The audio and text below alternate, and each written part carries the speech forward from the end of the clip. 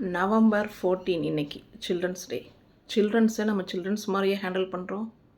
சின்ன வயசுலேயே கொண்டு போய், அதாவது 2.5 வருஷத்துலேயே கொண்டு போய் ப்ரீகேஜி அமுத்த வேண்டியது.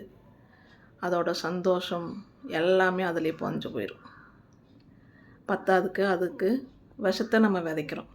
இந்த ஆண்டிகிட்ட வந்தால் பேசாத, அந்த ஆண்டிகிட்ட இப்படி பேசு, இந்த ஆண்டிகிட்ட சிரி, அந்த ஆண்டிகிட்ட முறை, இப்படியெல்லாம் சொல்லி வச்சுருக்கும்போது அவங்க வீட்டுக்கு ஏதாவது சொந்தக்கார போனாங்கன்னா அது திருத்துன்னு முழிக்குது. இந்த ஆண்டிகிட்டே நம்ம பேசலாமா வேண்டாமா, அம்மா திட்டுவாளே, நம்ம என்ன பண்ணுறதுனே தெரியாமல் முழிச்சிட்டு இருக்கோம். அவங்க உரம்பரக்காரங்க வந்தவங்க என்ன பண்ணுவாங்க, தங்கம் நீ என்ன படிக்கிற, இவங்க அந்த பொண்ணுக்கு பதில் சொல்லவே தெரியாது, திருத்துன்னு முழிக்கும். இவங்ககிட்ட பேசலாமா வேண்டாமா. உடனே அவங்க அம்மா முன்னாடி முந்திக்கும்.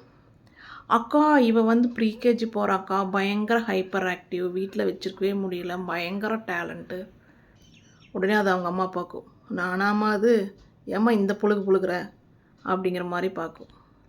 நம்மளே இந்த மாதிரி புழுகிட்டு குழந்தைய வளர்த்தா நம்மளை பார்த்து தானே அந்த குழந்தை வளருது.